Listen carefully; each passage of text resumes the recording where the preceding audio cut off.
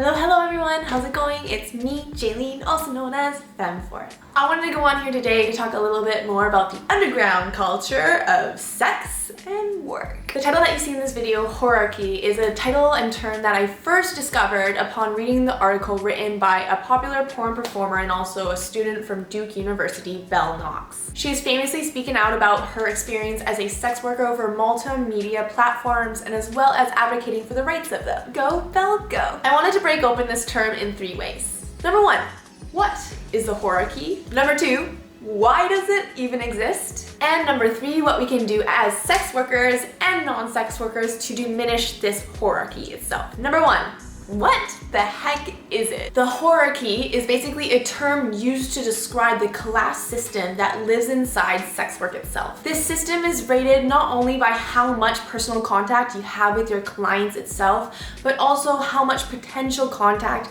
you will have with law enforcement. To help you see what I mean, I've written here kind of a list in terms of what the Whorearchy generally looks like. At the very top, we have the webcam models and phone sex operators, i.e. the least contact with clients or law enforcement. And then it can go to strippers, PR girls, then to porn performers, BDSM professionals, indoor full-service sex workers, either independent or agency, and then outdoor full-service sex workers, either independent or agency. The ones you see at the bottom here have the most personal contact with their clients and potential contact with law enforcement. So this may not be how you personally see the Whorearchy itself, but does really give you a good idea in terms of who's on the very top and who's on the bottom. Now the weird thing is about this hierarchy is not only do people who are outside of the sex work kind of see this hierarchy, but sex workers actually implement this hierarchy themselves. Which is quite sad if you think about it, seeing as us sex workers already have enough judgment and oppression that happens on the daily,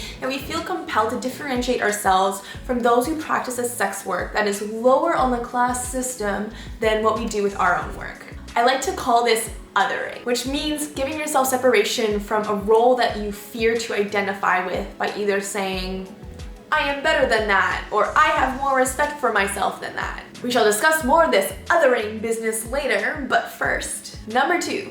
Why does the Whorearchy exist? Now I do want to recognize that even though there's a lot more studies and kind of determining that there's a lot more femmes who are involved in the sex work industry, I want to give recognition that there's many other genders who are also involved in the industry itself. For those people, take what you can from this. Give a round of applause to the patriarchy who has mainly taught us, mainly to us femmes, that we need to be the idea of a femme in the streets and a freak in the sheets. You literally see the Whorearchy at play in this single sentence. For outdoor full-service sex workers, i.e. the ones who are out on the streets, etc., offering their services, in a society we generally do view upon these people that they are less of a lady, or more so typically less of a person even, because they are out in the streets administrating their sexuality in the open. The more public femmes are with their sexuality, especially in terms of using it for profitable services, the less likely we see them or deem them as society as feminine, which is actually a term we have socially associated with being coy, shy, reserved, hidden, secretive about their sexual selves. Going off of that whole hidden secretive, we see even in that quote, femme in the streets and freak in the sheets, that they're not allowed to let their freakiness fly out in the streets. But I want to fly free!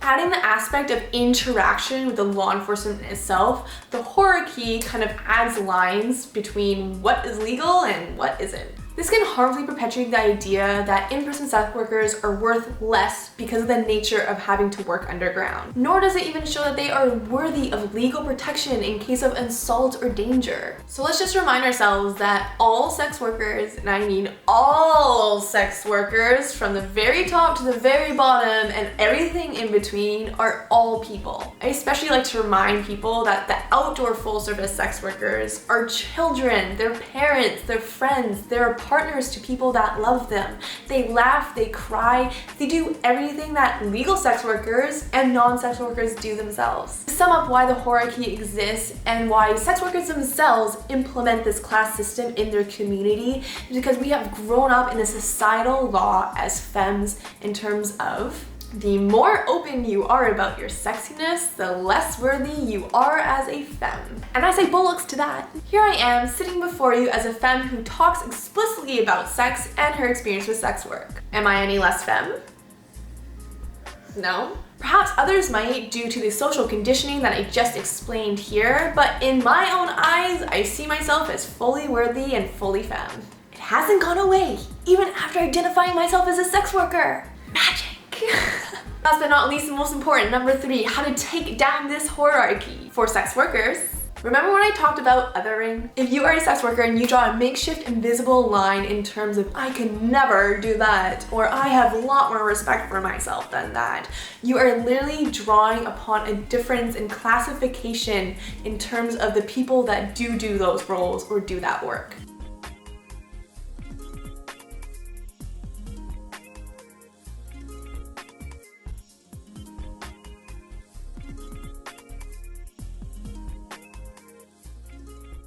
Which in a passive motion kind of almost implements this idea that these people that do that work are not better, or they do not have respect for themselves. One thing I really like to say is just because you don't respect the work that they do does not mean that they don't respect themselves. And if you are a sex worker, I do want you to know that I understand why you feel compelled to kind of almost make yourself and classify yourself as better than or more tasty, classful, etc. compared to other types of sex work. It is because us sex workers, the whole community as a whole, has been almost classified as less than from the outside realm of the world. Through our own fears of drowning and feeling unworthy, we try to clamber up from the deep end that society has stuck us down under. But with these fearful actions, we're actually drowning other fellow sex workers while we're busy trying to fearfully clamber to the surface of the waters that society depicts is acceptable enough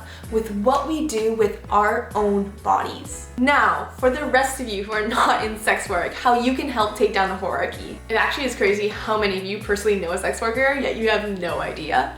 An article from 2019 states that in the United States alone, there's estimated to be about 1 to 2 million full-service sex workers, i.e. the people who are seen at the very foundation bottom of the whorearchy. And with those numbers, experts still believe that this is an underestimate. How crazy is that? So I kind of want you to do a little activity for yourself. I want you, without judgment, to make a list in terms of what kind of sex work you see as acceptable and what you see as non-acceptable. Then, going off that list, I want you to honestly share with yourself the certain thoughts that are stemming from those roles as sex work that you deem as unacceptable. Where are these thoughts stemming from? Is it fear in terms of these people selling sex is definitely not how you grew up seeing how sex should be itself? i.e. the sex workers are not actually in love with their clients, which is what we generally kind of almost have learned to be a prerequisite to enjoy sex.